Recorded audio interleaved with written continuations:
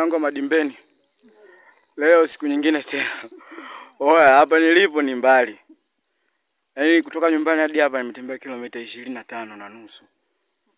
Na kwenda huko ni mbali. Oya, muone msitu. Kule kuna mto. Si niliwaambia kuna mto fulani hivi una samaki wengi. Ndio ule. Hiki kibwao hiki kina samaki ya kutosha. Weza wapo. Niko na wanangu. Yaani siko peke yangu na timu mzima. Kama unavyoiona. Wanangu madimbeni wamechoka. Au jio. Wanangu madimbeni. Wamechoka bala. Huyu hapa anamuita Pacheko.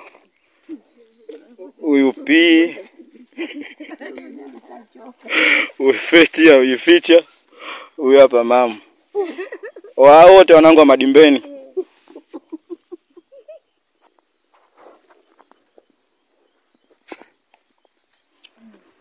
Hao ndo wanangu wa madimbeni.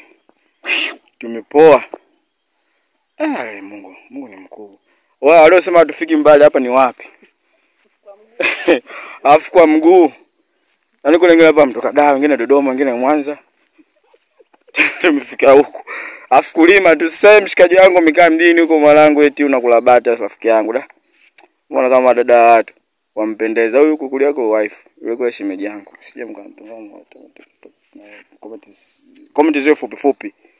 Mmenielewa? Huyu ni wala. Yule Masasi. Mtwala huko. Mimi si tajiri nilipotoka. Sije mkanicheka. Umeona hapo? Usione huwa ile. Ndio hapo tunataka kika wanaangusha usingizi hapo. Tumekuja hapo.